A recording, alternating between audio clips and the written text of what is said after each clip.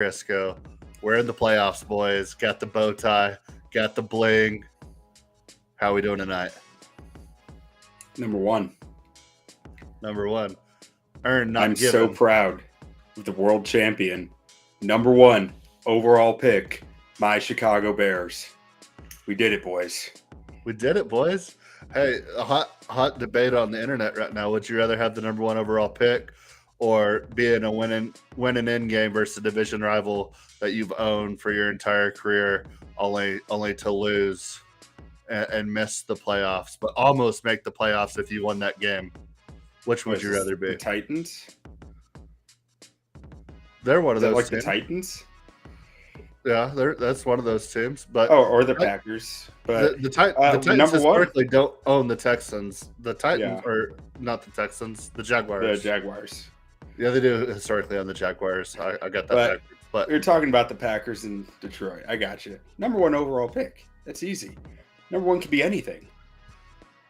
It could be anything. It could even be a quarterback that you don't take. Yeah.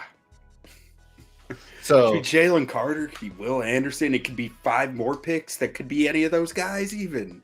It's exciting. Yeah. So quick about the Packers. Do you know when the last time they beat the Detroit Football Lions was? When? The year of 2020. Really? Was the last time. They are 1-4 in their last 5 meetings against the Detroit Lions. Dan Campbell knows how to bite off those kneecaps. I'll tell you what. Boys. Yeah, incredible game by the Lions. Detroit. Sucks that Baker ruined it and had to choke it away against the Seattle Seahawks. But just a wild finish to games. And then you had the prodigal son returning home to Chicago saying, fuck that pick. And Davis Mills saying, I ain't letting no backwoods Bama boy take my job. I'm going to go out there and I'm going to keep my damn job. And hits a 4th and 18 to keep the drive alive. Then hits a 4th and 23 Hail Mary touchdown. Lovie Smith drops his nuts on the table, goes for 2, gets it. Lovie Smith and the Houston Texans deliver on a silver platter to the Chicago Bears, the number one overall pick in the 2023 NFL draft, where you have guys like CJ Stroud and Bryce Young, and you have a lot of teams needing quarterbacks, and you have a team in the Chicago Bears that don't need a quarterback. And as a Chicago Bears fan, what is the ideal scenario here? Obviously, trade. Go right back to Houston. Say, we'll give you this number one, this nice shiny number one overall pick. Any quarterback you want, you can have for a few picks back in return. You know, we won't be greedy. Just get it done and turn around. Call our neighbors over in Indianapolis. Be like, you know, there's still some quarterbacks here, and we aren't really that interested in them. Throw us a couple picks, and we'll figure something out. We'll get you guys your quarterback. It's going to be a good time. We're going to have some drinks, going to have some fun, get a bunch of brand new players in Chicago Bears uniform. It's going to be great. You might even get a DeForest Buckner in that deal. Ooh, now that's the dream right there. I'd be very excited about that. So if they got DeForest Buckner back, I'd actually start to lean towards Will Anderson over Carter, just because they're both like 3 techs ideally, or maybe even a Jackson Smith and Jigba, or maybe a new toy at that spot. I mean, now we're talking. That's fun right there. I've heard DeForest Buckner is definitely on the table for a move up, which makes sense. He's got a big contract. It's going to be a rebuilding team there in Indy. The trade value Quentin Nelson probably had 2 or 3 years ago quite isn't there like it was. Dude's kind of fallen off a cliff these last couple of years. Injuries have killed him. But even if instead of they're like, well, we'll give you either a 4th round pick or Quentin Nelson, who's already on a contract, it's like, I mean, that might be pretty enticing as well. I mean, he hasn't played that great, but hey, that fills another hole for you immediately. So yeah, I mean, hey man, I would love that. I mean, I wonder what his trade value. It's got to be more than a 4th still, just from the Just from name alone, probably at least a Yeah. third.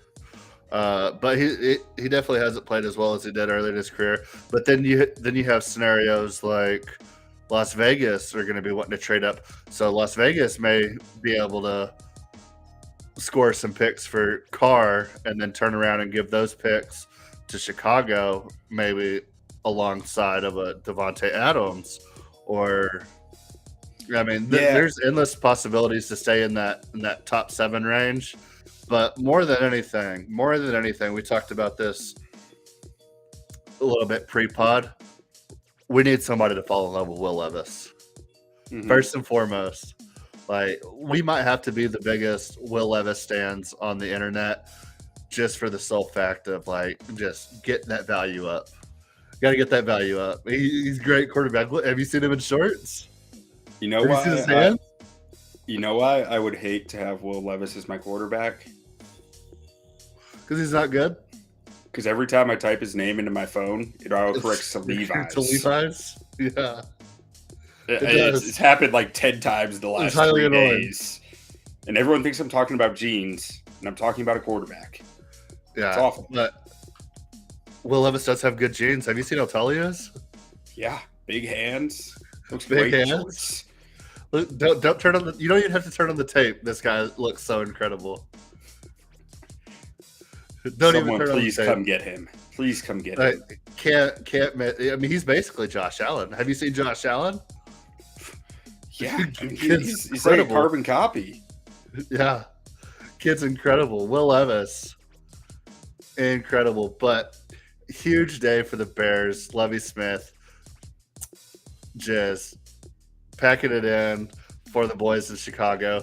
Dude knew he was getting fired. They wanted to hire Josh McCown last year. They got absolutely bullied into not hiring Josh McCown. Gave Lovie a 4-year deal that was essentially a 1-year deal. Everybody knew it was a 1-year deal. Lovie didn't care about that first-round pick. Davis Mills didn't care about that first overall pick.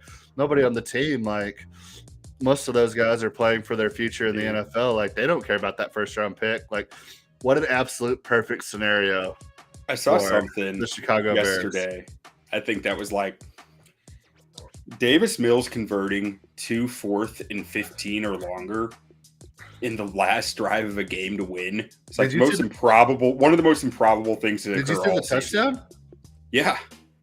Yeah, the Indy guy like threw his hands. And also, you look at the Indy side of things, and it's like Jeff Saturday is not going to be there. And Irsay might have like called down to that defense and be like, "Hey, I got bonuses if y'all lose this thing." Yeah, like, because I do not doubt for a second that Irsay was in on them losing. Like keep the Texans from getting number 1 overall, keep it open for them to get to number 1 overall, and help their draft pick be 4 instead of 5. Like I do not doubt for a second that Irsay I think it's 4 instead of 8. 4 instead of 8, even sweeter. Yeah, that's huge. Yeah, and yeah, so yeah, just all around incredible day. No real big surprises.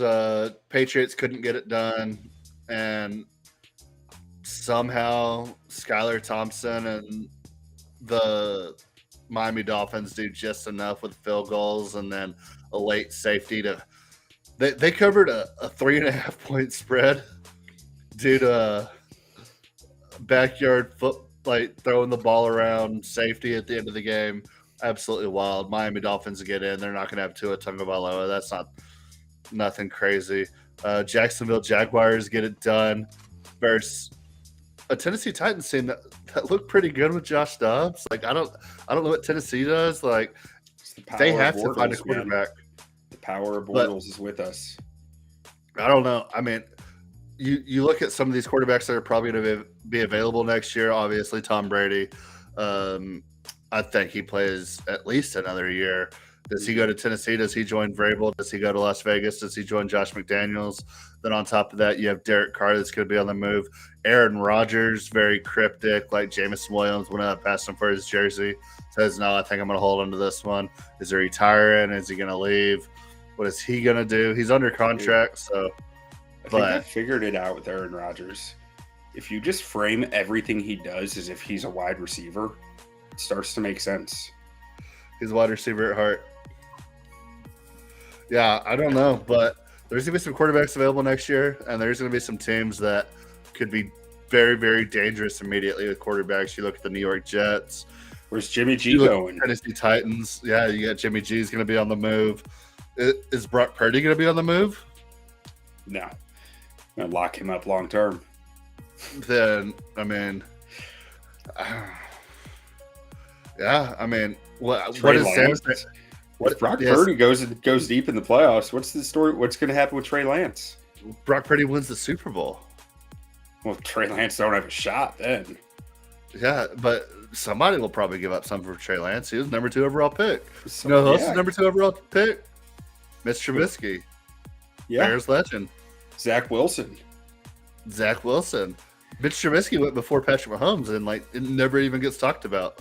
Nope, never. I've never seen a graphic on Sunday Night Football in my life that told me that. This is number. Historically speaking, let's not take quarterbacks number 2 overall unless it's. Let me think. Makes no sense. It's the most obscure thing on earth, but number 2 overall is just jinxed for quarterbacks. I'm trying to think off the top of my head. We got RG3, we have Ryan Leaf, we have Mitch Trubisky, we have Zach Wilson. Give me a good one. You got a good one off the top of your head? No, there aren't good number 2 overall quarterbacks. I remember going through this with Mitch when the Bears got him. It was like drafting a quarterback number 2 overall is just bad. It makes no sense. But most there's of the time, no science behind it, but it's just it's bad. Don't do it. Most of the time, a quarterback goes number 2 overall. It's because a quarterback went first. Mitch was the first quarterback taken at number 2 overall. See, that was my argument for why it would be different, and it wasn't. Yeah, that was a weird. That was like an anomaly almost, because every number 2 overall quarterback I can think of, a quarterback went 1. Yeah, I'm not sure. Besides Mitch. I know there's another example. We're playing Who Garrett. won that year? That was 5, I think. Was that Garrett? Myles Garrett, number 1? Garrett. Yeah. And then Solomon Thomas, 3. Mm-hmm. John Ross was 9. There's some straight you look at that draft with Deshaun Watson and Patrick Mahomes, and you see the Solomon Thomas. Did that have Leonard Fournette and Corey Davis too? Yeah, Leonard Fournette at 4, Corey Davis at 6, I think. Yeah. Oof. And all the teams that drafted those guys needed quarterbacks. Yeah. At the time, they had journeymen basically, and nobody was. It was crazy. Crazy, looking back on that draft. Well, the Jags had Bortles.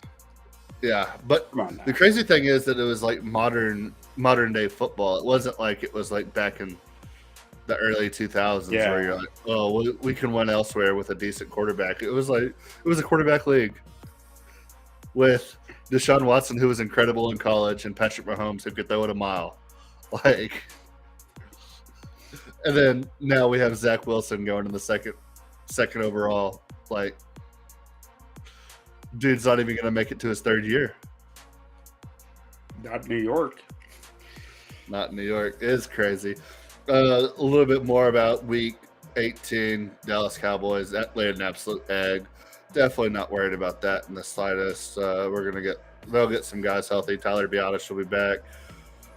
I think we're getting at least 1 DB back on top of Leighton Vander Esch will be back. So it would have been nice to see the offense kind of getting a little bit of rhythm. But you lay an egg going into the playoffs, it's you got to get up. There ain't no cruising. I mean, it's balls to the wall.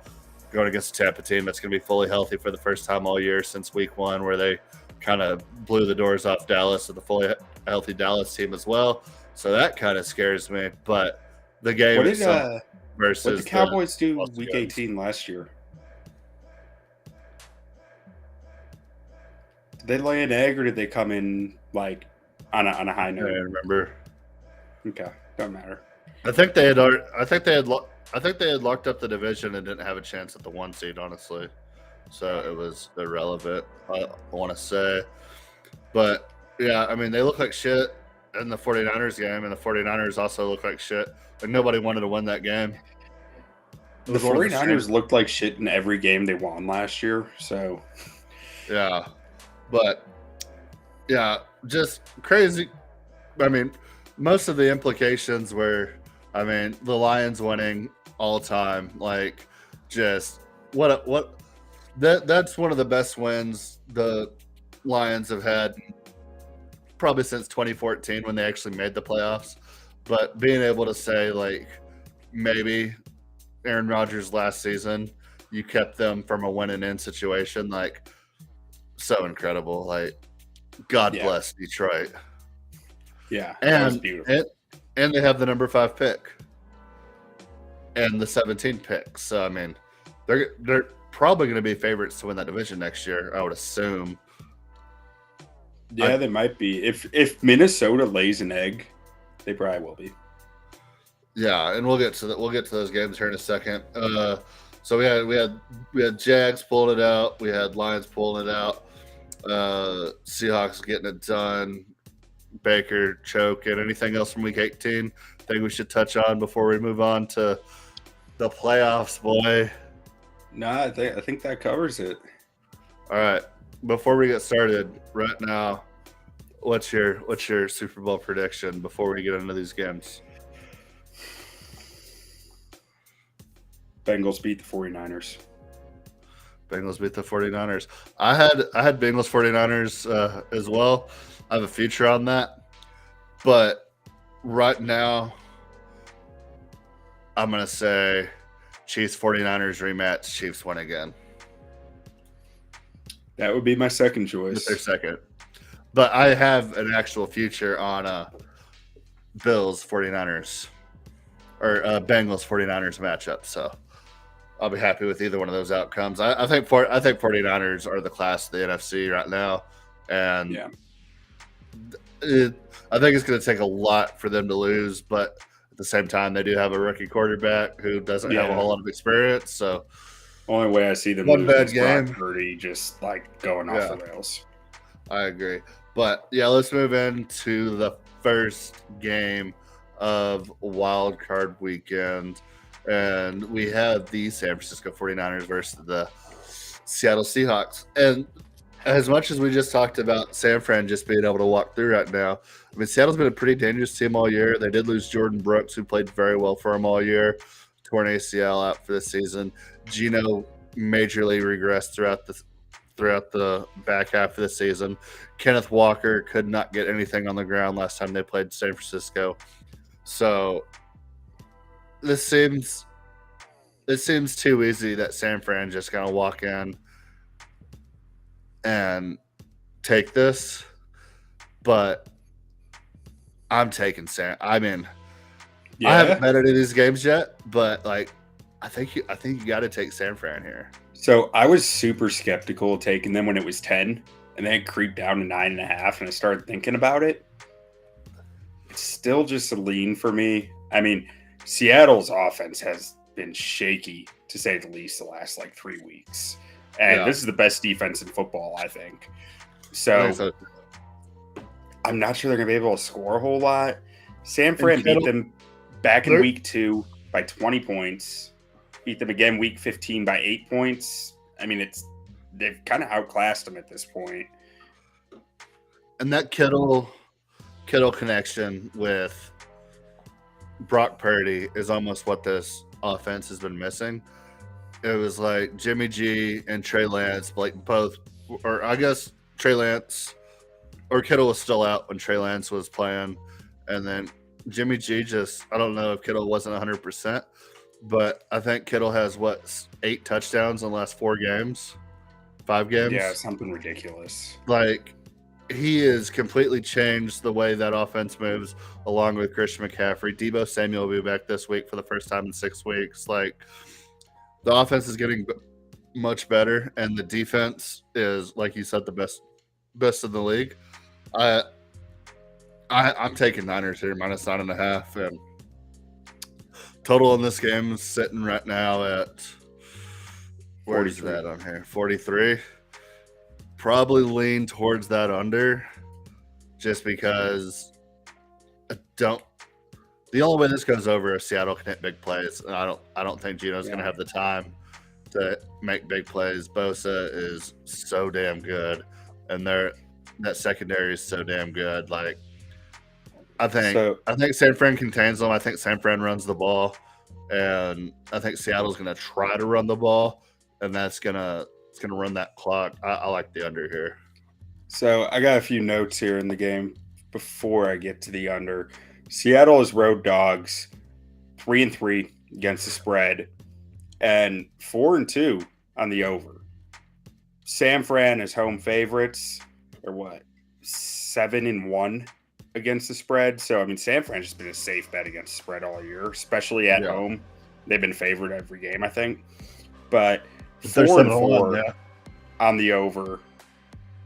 And as I was digging in, I was looking for a reason to take San Fran in this game. I was like trying to find it. And while I didn't find that, one thing that I did find that I did like, record versus playoff teams. Seattle's 2-4 this year against teams that made the playoffs. San Fran's 5-1. So like you can see a significant difference in level of play there because of that, right? But the most interesting thing I saw, these two teams, division rivals, we already know division games tend to go under, right? That's just a fact of sports gambling or NFL gambling. Division games tend to go under. These opponents know each other well. They know how to stop each other well. Both the games this year between these two ended at 34 points on the dot. The over-under's at 43. I'm taking the under. Yeah, I mean, I like the under here too a lot. I did take the over in a teaser, but hey, the over my teaser's 36, so I think we can get a little bit of points there. But yeah, just get a safety for a push and you're good. How much more fun would this game be if it was the Lions?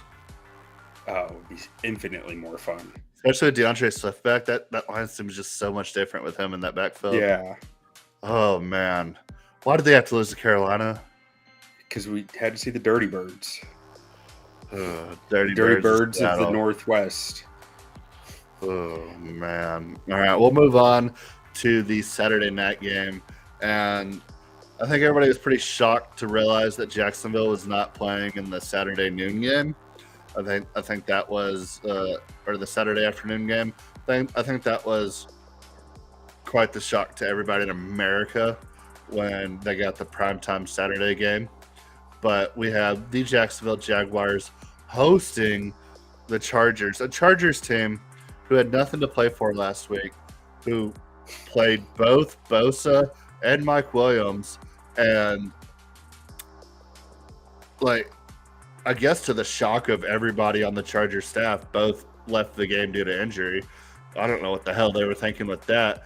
Two guys that are two of the best players at their position in the NFL who historically can't stay healthy in a meaningless game going into the playoffs for the first time your young quarterbacks made the playoffs and they both get hurt. I'm assuming they're both playing this week, but all time, I think Mike Williams is seriously questionable. I think he's up in the air.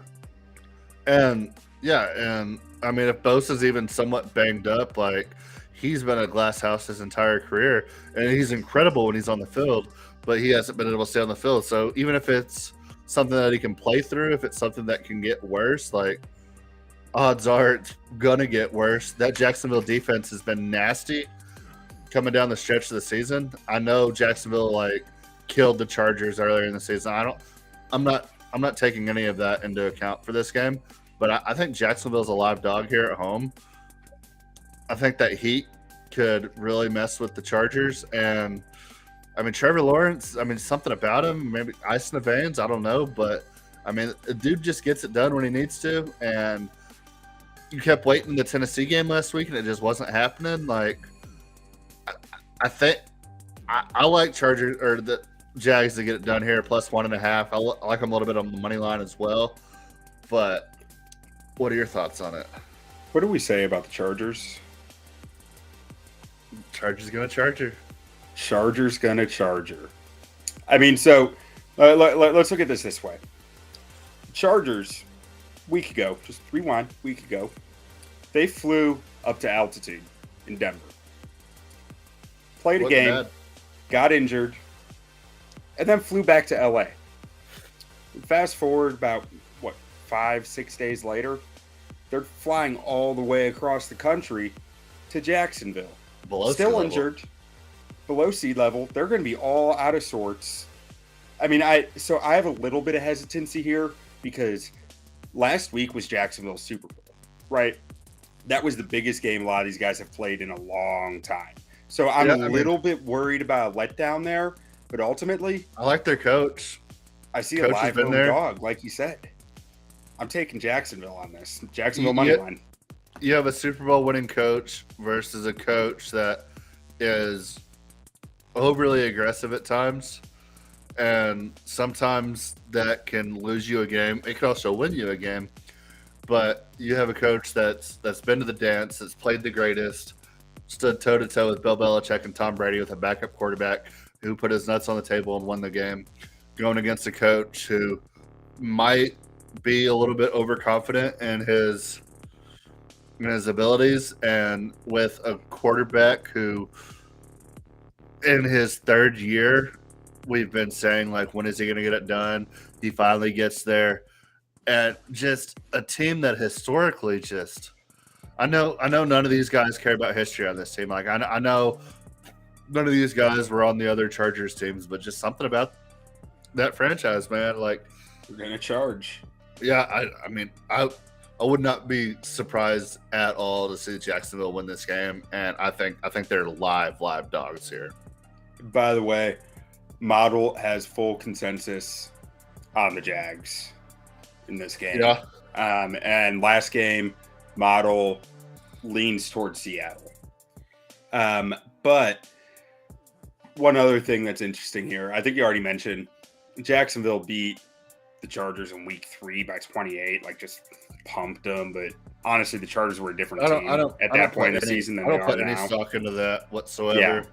But and one thing that's interesting is the Chargers are 5-0 as road favorites, and the Jags are 4-0 as home dogs. So someone's got to give. Yeah. I mean, I guess Chargers could win by 1. Yeah. Both teams cover. Keep the streak alive. I lean the over here just because I think we have two defenses who really are not good in certain aspects. Like the Chargers haven't been able to stop the run all year. They're both opportunistic though. When you get 2 young quarterbacks, but I could see a defensive touchdown in this game. And a defensive touchdown leans heavily towards the over in most cases. Yeah, I mean, I think I'm leaning towards the over just because you're talking Justin Herbert versus Trevor Lawrence. I mean, I think you're going to see some points. You're going to see some crazy throws. This is both these guys' first playoff game, right? Yeah. I think we're going to get a show. I'll probably wait to do it, but I might be putting out. This could potentially be the best game of the weekend. Yeah, it might. I might be taking that over. Stay tuned on Twitter for it. And as much as everybody's clowned the Christian Kirk signing, he's been very good all year. Evan Ingram's been very good all year. And I don't know what Etienne's status is. Like, I know he's technically healthy, but I don't know. He hasn't looked right lately. But I mean, that kid's a stud as well. Like, the Jags just have a bunch of, like, I think if Jags play the perfect game and the Chargers play a perfect game, I think the Jags win. I think the Chargers have more against them in this game. Between the travel considerations, the humidity and the heat down there in Jacksonville, and just all like the position they're in with the injuries they took on last week. Yeah, and if you remember watching Trevor Lawrence in college, like he never ran until he had to, and then all of a sudden it was like, oh man, this kid's athletic. Like, now that we're in the playoffs, like he's gonna be pushing a little bit more, and the kid's a freak athlete and has a crazy arm. Like, I expect some big plays. I expect some big plays for Trevor Lawrence here, and I like this Jags team, and I like the over as well. So. I'll go ahead and put that. I'll go ahead and put both those on my card. I'll take the Jags. I'll add the over right now. Give me over 47.5 and make. I'll take over 47.5. Squad play. And just give me Jags money line. I don't need the 1.5. Yeah, same. Take the plus money. 1.5 might as well be money line. Probably 105. I don't have the odds. I think I got it at 105. Yeah. Give me that. All right. Go on to the first game on Sunday. We have Miami going to Buffalo. Unfortunately, doesn't look like Tua is going to play in this game. We did see Tua play in Buffalo, 4 weeks ago? Incredible game, instant classic. Was hoping to see that again. Looks like it's going to be Skylar Thompson. Buffalo, 10.5-point favorites right now. Where do you have your totals on here? Right under the 10.5. Okay, total 44.5. So I don't know. I'm probably going to stay away from this total here, just because I think Buffalo could potentially win this game 24-3, or They could just use it as a bye week if they get up enough. Like, just start resting guys. Miami also has a Jalen Waddle and a Tyreek Hill problem to where. So Waddle's questionable right now. I'm not sure what the status is, like what the real status is, but he's questionable. Him, Tua, Armstead, and Mostert are all questionable, which is a lot of important names for them. Mostert might not play, but I think Waddle plays. And when you have a guy like Waddle and you have a guy like Hill, there's always the chance that you could get 2 touchdowns out of nowhere, but still lose 24-14. So, I mean, there's just so many ways this could go over, but I think it stays under. But I'm probably avoiding the total altogether, and probably avoiding the spread here too. I'm probably just going to avoid this game altogether. Probably just watch it. I don't have a whole lot of faith in Skylar Thompson. I think Buffalo gets it done, but at the same time, if they're up 14 in the third quarter, do they kind of pull the gas off a little bit and just kind of coast? Or you have the DeMar Hamlin situation. Like, are they going to be so motivated that they just want to steamroll everybody in their pass, play for the homie? That's what I was going to say. By 30? Like, gun to my head, I'm taking Buffalo, and I'm staying away from this game like hardcore because I just do not know what to expect, like you said. But part of me thinks that they are banding together over the DeMar Hamlin stuff, and they are just going to torch people. Well, he's going to be in the locker room. I mean, he's back in Buffalo. I think he's still technically, or he might be out now. But I know whenever they said he was released from the hospital in Cincinnati, it was more of a transfer. He went to the hospital in Buffalo. But at this point, it's just a monitoring situation. I think he's But still, like, fine. I think it can band together. But no, what I'm saying, I'm sure he's going to be in the building for that game. Yeah. And if he's in the building for that game, like, Buffalo might put up 60. Yeah, that's why, like, gun to my head, kind of what I was Buffalo, saying. But I just don't. Yeah, I think we're on the same page here. We don't know what to expect in this game, but it's either going to be Buffalo by 10 in a low-scoring game or Buffalo by 50, and I don't think there's any in between. Yeah, I also forgot to mention my wife, who is the 2022 fantasy football sleeper champion of the world, put a 93% chance that the 49ers win, a 70% chance that the Chargers win, 82% chance that the Bills win this game. So put that in your tickler file if you're keeping track at home. The numbers are like clockwork. Yep. All right, we'll move on to the second game on Sunday, or is this third game? Second game on Sunday. Yeah. We have two teams. Fraud Bowl. Yeah, you have 2 teams that both won way more games than they should have. And you have the Giants 3-point underdogs going on the road to Minnesota with a 48.5-point total. I don't even know where to begin with this game. I can start. 2 teams that probably shouldn't be looking here. At this. I see one thing. New York Giants as road dogs, 6-1 against the spread. Minnesota Viking frauds as home favorites, 4-4 against the spread. Easy math. Give me the Giants +3. I'll probably even sprinkle the money line, but official pick is Giants +3. I got the Giants in a teaser here. I love this teaser play for the Giants. They've 6 to 8 point teaser. Get that up to above a touchdown, anywhere between the 9 and 12 range. I love the Giants in that spot. The only thing that scares me with the 3 number is like missed field goals and stuff like that. But they are in Minnesota. It's a dome, so probably not going to get the missed field goals, missed extra points like you would in an outdoor facility. But that that 3 number can get tricky in today's NFL. Moving back to the extra point, you could lose a game by 4 that you were supposed to lose by 3.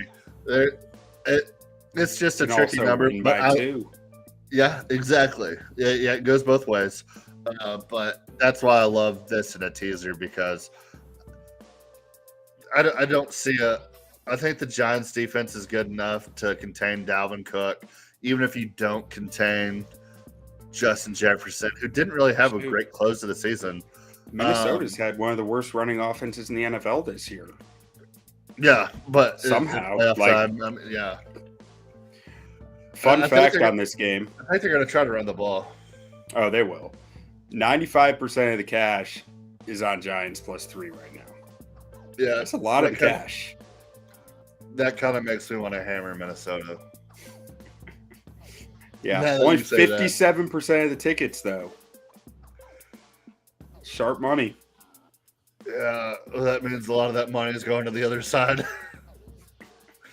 I guess so, but I don't know. I really like the Giants. I think the Giants should have won that game in Minnesota earlier this year. Yeah, I mean, they also should have lost a lot of other games to other people. Yeah. Both teams. It's the fraud bowl. It's the fraud bowl. The fact that one of these 2 teams is going into the divisional round is insane. Yeah. Stupid. Yeah. I would, as a Cowboys fan, I would have rather have lost 3 more games and let me go to Minnesota. The only thing I'm actually confident about in this game is that it will be close. Well, one of 2 things that I'm confident about regarding this game is that it's going to be close, and either team probably has a decent shot at winning. And the other thing is that I'm going to hammer against whichever team wins for next week. I don't know. I mean, I think in Minnesota. Well, no, I think if the Giants go to Philly, I think Giants can beat Philly. No, I'm going to hammer Philly at that point. Giants kept it close with Philly's starters last week, playing guys they found in Hoboken, on the streets. I don't need your silly facts and valid reasons. I know I'm hammering against the Giants if they win this game. You're hammering Philly? Oh, yeah. If the Giants win this game? Yeah. And if Minnesota wins this game, I'm hammering against whoever they're playing. Oh, I'm hammering San Fran. If Minnesota wins this game, I'm hammering. I agree with that. I agree with that. But, yeah, I don't know how much. I don't know if I can take Philly. Because Philly's going to be 9-point favorites. You're going to hammer 9-point favorite Philly? I don't care. Yeah. That's crazy. It doesn't matter. I think Minnesota wins this game. By hammer, I mean put a unit on it. Yeah. No, I think Minnesota wins this game. I think Justin Jefferson does enough to get it done. But it's the fraud bowl. Neither one of these teams should be here. I don't think Minnesota is the best team in their division.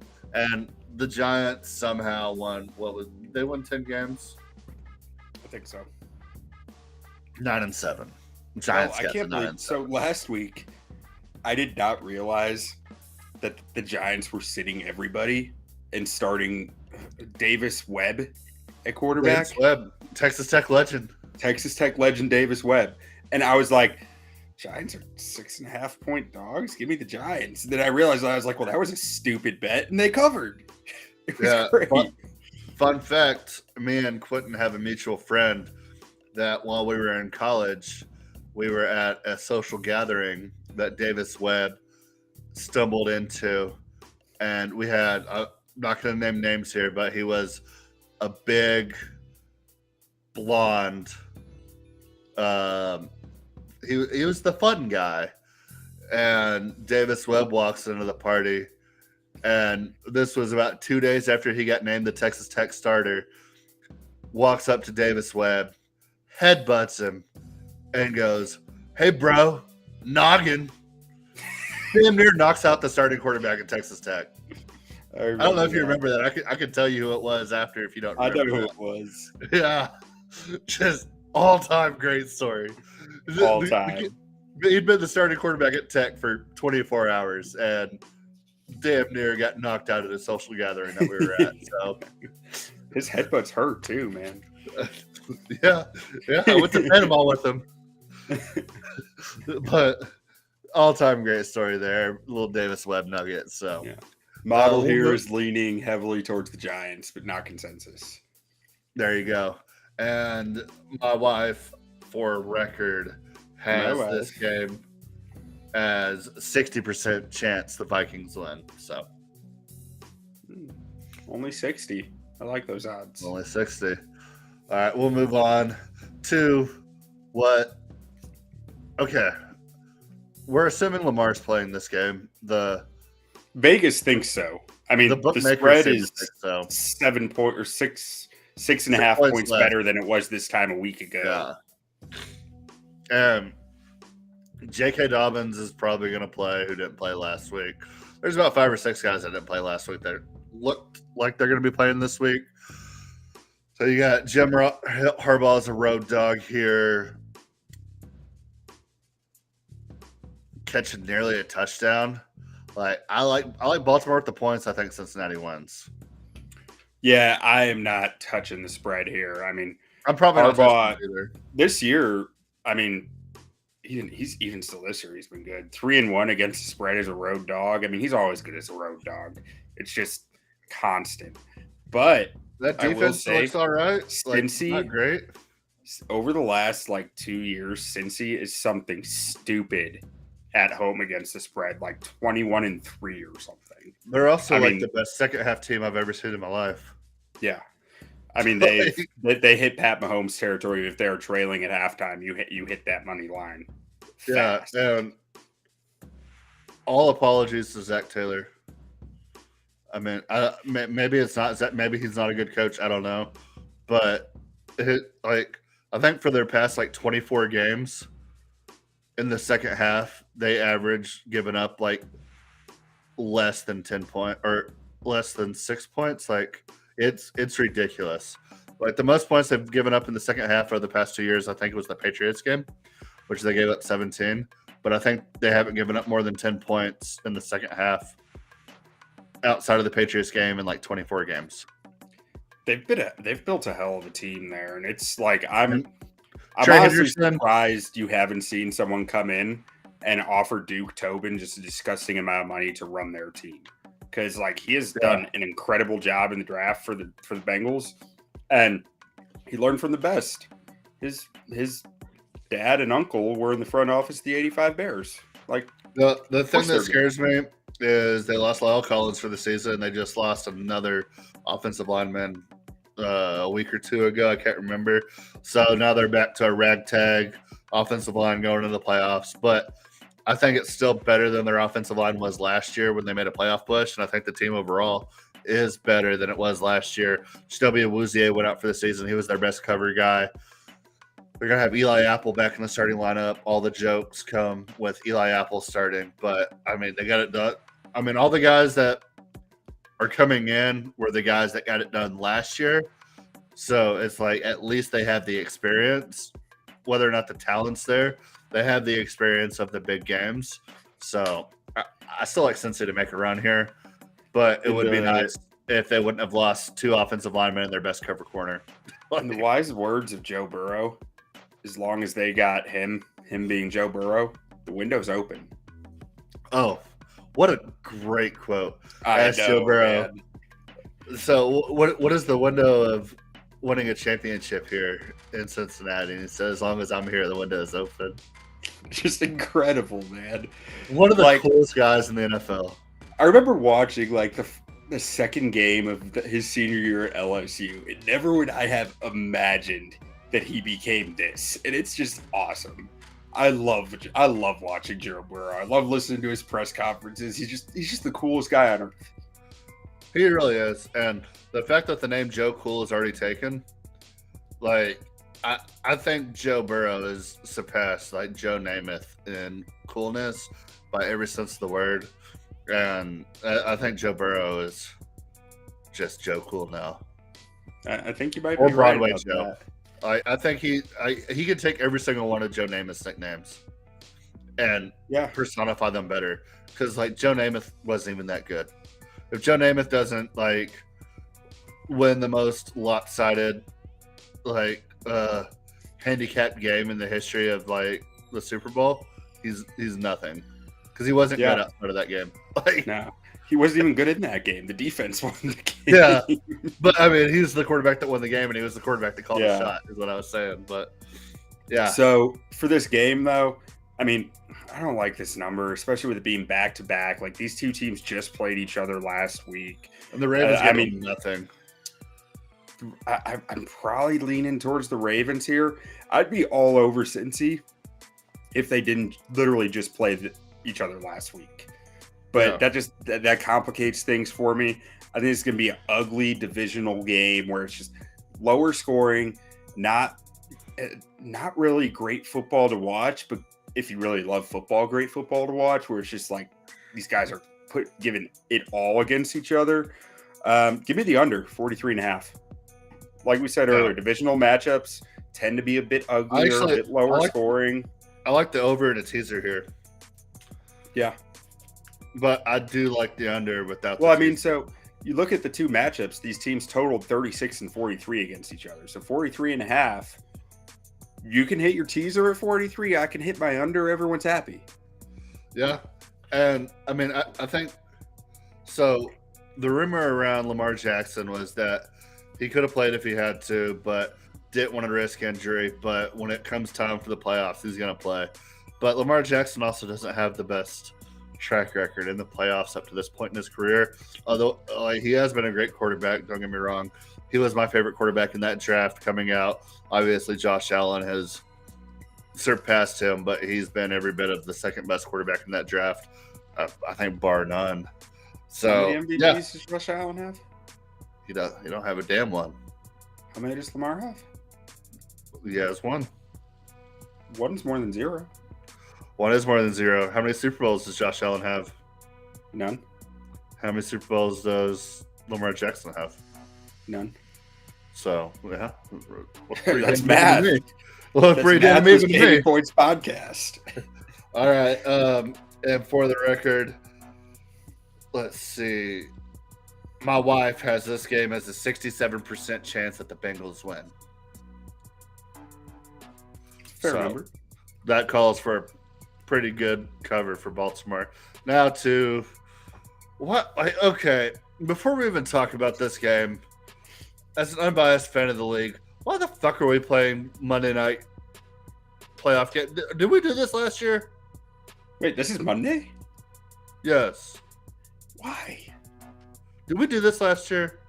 I don't know.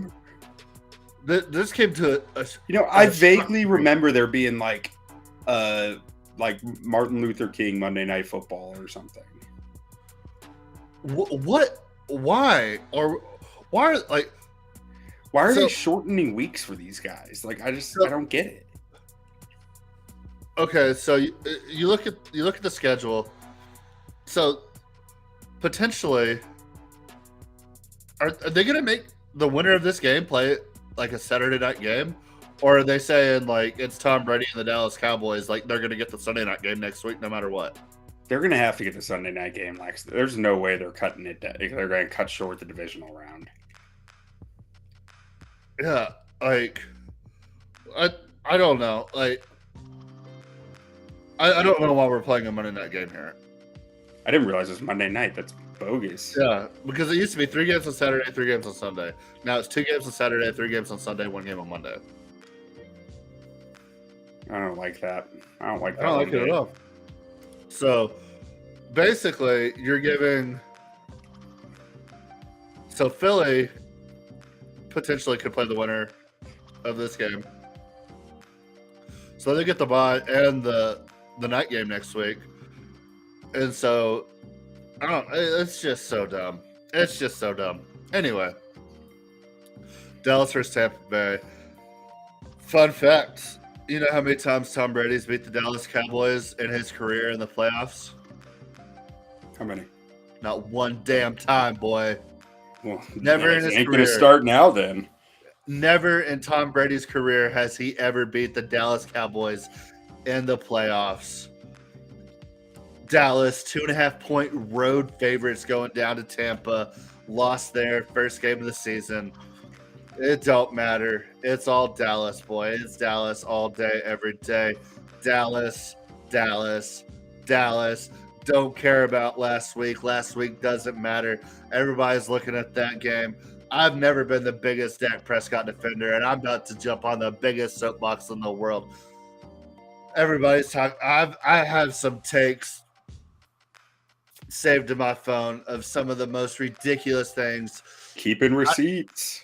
I think being a Dallas Cowboys fan is the hardest thing to do as far as fandom goes in the NFL, because your own fan base is the most absurd people I've ever seen in my life.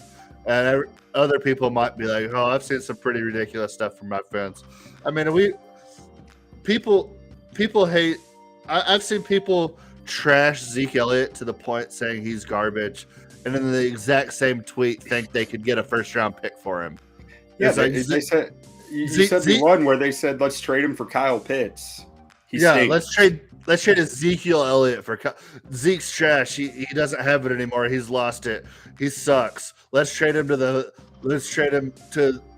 the Dirty Birds for Kyle Pitts. Like, okay, so you're telling me running back, an overpaid running back who sucks is going to garner a guy who went 3 overall 2 years ago? The best part of that tweet though was about trading not tweet, whatever it was about getting rid of Dak Prescott so you could go draft Duggan in the second round. A guy who's going to be lucky to get drafted at all. Take him in the second round and just get rid of Dak. He didn't say what we were going to get for Dak, but I mean, these people are living in fantasy land. Probably Pat Mahomes. It is absurd.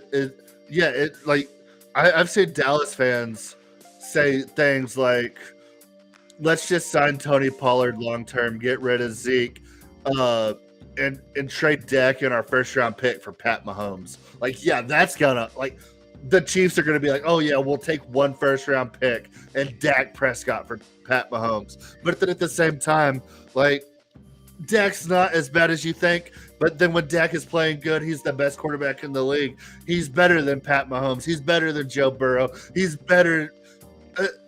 Dak is like this weird presence. It is the most never as bad as people think. It is never as good as people think. And I've been dead even on Dak the whole time. Like, he's fine. Like, I don't think we can do better than him. He is what he is at this point. Like, I'm not going to bang the table for somebody else, but at the same time, I'm not going to scream to get rid of him. And when he's playing good, he's the best quarterback in the league, according to everybody. And when he's playing bad, he's the worst. Just cut him. It is the most frustrating. Like, I can't do it anymore. I am seizing up over here just thinking about the lunacy that goes on. And I guess that's just what happens when you have, like, I think every casual fan of the NFL that doesn't have a team is just a fan of the Cowboys or hates the Cowboys. And it's the worst place to be. I would rather be a fan of a small market team with, like, a knowledgeable, like, somewhat intelligent fan base that can at least, like, appreciate or, like, smartly criticize their organization. But with it, as a Cowboys fan, it is just the loudest minority imaginable. Just always, like, no matter what direction we're going, it's the absolute worst takes imaginable, and it's the hardest thing in the world. Who's the smartest fan base on social media? Yeah, or just that you see anywhere on the internet. Like, as far as, like, it's total collective. I think Baltimore fans, for the most part, are pretty reasonable. Nailed it. I love when the Bears play Baltimore because it makes my game preview so easy because I can find so much great content about them. Yeah, I mean, I think they know what they have with Lamar. Like, they love him. They don't want to pay him too much. Like, they want to keep him. They know they have a great coach. They know they have a front office that's gonna make winning moves. Like, yeah, I mean, as far as, like, social media goes, like, I mean, I guess the Charger fan out there is usually pretty reasonable when you see him in the wild. But he's usually just like, yeah, like we're gonna lose. Like Chargers, we're gonna charge you again, and you'll see like one comment, and then like 65 comments burying him from whatever team they're playing. Like poor guys just trying to be like, yeah, no, like we're really good. Like I don't know why we don't win. Like he's just sitting there just begging poor the Chargers Chargers fan. Yeah, a poor Chargers fan, but I mean, and then Philly fans, at least, they never really bury their guy until he's gone. Like they were banging the drum for Carson Wentz up until he's traded. Yeah. Like they're ridiculous and unreasonable, and like probably the most obnoxious and just like volatile fan base. But like they don't bury their own guys until like they're out the door. Like they'll bang the drum for anybody. Then as soon as they leave, they'll like shoot them in the street, like in cold blood. Like yeah. But all right, so what you got for this game? It's Dallas all the way. Like nothing about last week scares me. I think Dak's gonna be fine. You're gonna get some guys back. We're getting Tyler Biotish back. We're getting Leighton Vander Esch back. Should be getting one of our DBs back. Odigizou's gonna be back this week. I think Dorrance Armstrong's gonna be back. I think we're gonna be able to get a pass rush up the middle. T.Y. Hilton has kind of been getting open for us. Tony Pollard and Zeke has been a great combination all year. Nearly combined for 2,000 yards on the season and 17 touchdowns. We've had pretty good tight end work all year. I mean, I think if Dallas can play basically mistake-free football for this game, I think we win. If we can get pressure up the middle on Tom Brady, which has been the historical like preview to beat Tom Brady, I think they'll be fine. I like the over in this game. Both defenses are missing a little bit. I think both offenses can score. The only thing that scares me about this game is big plays. I think if Tampa can make some big plays to Godwin or Evans in this game, that scares me. But I think Jensen and Wirfs back this week, right? Yes, technically. Or not technically, they will be back. Okay. I mean, they will be back, but I mean, they could be rusty. What capacity? Yeah. But I mean, and yeah, I mean, it's Tom Brady. Like, I'm not going to sit here and the model's in full agreement with you. Model has full consensus that Dallas minus 2.5 is the play here. Tampa's been bad all year. My brain is 100% there with you. But for me, this is just a system play. If I bet Tom Brady money line every time he was a dog in the playoffs, I'd be a rich man. And it's Cowboys in the playoffs. I mean, they always find a way to win, like always find a way to lose in a heartbreaking fashion. And then everybody will overreact in one way or the other. Like if the Dallas Cowboys were any other or any other franchise in the league, like if the Dallas Cowboys were the Arizona Cardinals, people would talk about like, oh, one of the best franchises that just can't seem to get it done. Like they're gonna get everybody would be so positive towards them. Like, oh, they're gonna get so close. They're making all the right moves. Like they're signing all the right guys. But since it's the Cowboys, it's like, oh, choke artists. Oh, they did it. Ain't one shit since the 90s. But like, it's just fucking. So I actually just noticed, I missed this earlier. A key indicator historically on Wild Card Weekend is strength of schedule. And that does not look good for the Cowboys. No, they had a terrible strength schedule. I mean, they basically had the same schedule as the Giants, who like Dallas had the 27th most difficult strength schedule, so the 5th easiest, and Tampa had the 9th most difficult strength schedule. See, so that's usually a bad indicator. I mean, it's something like 60% or something, so like it's not like it's doomed. But it's just who did the NFC South get out of the AFC? Who did they play? Ooh, AFC North, maybe? Because they played Cincy. So did the Cowboys. I don't remember who else because I only have one Cowboys- Tampa game on this graphic. 'Cause they're only home Cowboys played dogs once. Cowboys played the AFC South in their extra game with Cincy, so that means they got the AFC North. But the AFC North wasn't overly good. They played in the worst division in football. Granted, they had a first place schedule, but like that would have meant they played the Rams, who were terrible. But the Cowboys also played. They played the Cowboys. I don't know who's propping up that Tampa Bay schedule. Like, Neither do I. I guess the Ravens probably prop And it up. this a isn't little bit. win-loss strength of schedule. This is DVOA. Yeah. But that's going to change stuff a little too because the win-loss doesn't exactly 'Cause, reflect the same. I mean, they played each other. They both played the Bengals. I mean, Cowboys did play the AFC South, so they had Jags, Texans, Colts. Jags, Texans, Colts, Titans. So I mean, I guess that's the difference because Packers, Chiefs, Saints, Falcons, Steelers. Okay, Chiefs being their extra game probably is what did it. And Ravens, Seahawks, Browns, 49ers. Well, without that Chiefs game, I bet they would be closer to 15. Chiefs and 49ers. Yeah, I guess Cowboys awarded the 49ers because they played the Rams because they won the division last year. So I guess that's the difference, the 49ers and Chiefs. Well, and Tampa's 4-3 against playoff teams. Dallas is 2-4 against playoff teams.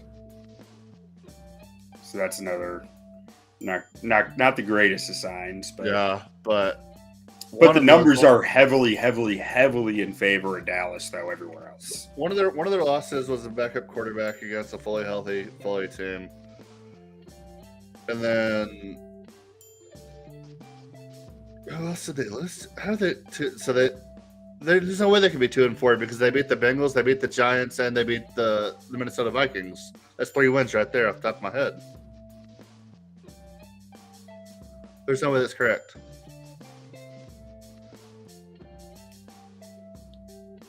I bet you I missed the Giants one in there.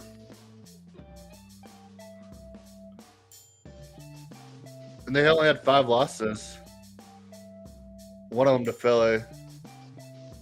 They lost to Washington. They lost to Green Bay, who's not a playoff team. So there's no way they lost 4. Yeah, like I bet you I didn't count the. They had at most 3 losses to playoff teams because 2 of their losses weren't to playoff teams. They only lost 5 games. Yeah, no, I goofed it. I think I actually swapped those. I think Tampa's actually 2-4. Yeah, I was about to say. I'm pretty sure Cowboys' record against playoff teams is pretty good. I got a lot of numbers flying around when I'm making these. Hey, man, I'm prone to an error here or there. I just got to stand up for the boys. Yeah. Okay, so that one's in the Cowboys' favor then, because that should have been 4-3 Dallas and 2-4 for Tampa. I got bullets flying at me nonstop. I gotta protect them when I can. But all right, yeah, I'm taking Dallas here, and I like the over. I like the over 45.5. Yeah, I'm like I said, this is just system play for me. Brady, home dog, money line. Yeah. I think that's gonna be it. Who do you want in the draft? Is it Jalen Carter? Jalen Carter is my favorite prospect in this draft. If you get stuck with the number 1 overall pick, which I doubt you will, is it Jalen Carter? Nobody else? Jalen Carter. As of right now. What? I mean, I can't say I disagree with you. I mean, I like the idea of like grabbing maybe a DeForest Buckner and like a Jackson Smith and Jigba. Oh well, yeah, but if I get stuck in the at perfect one scenario, but yeah, it's Jalen Carter. I can't. My ideal scenario is ending up at 4 with a bunch of extra draft picks and still getting Jalen Carter. That's my dream. That's the best.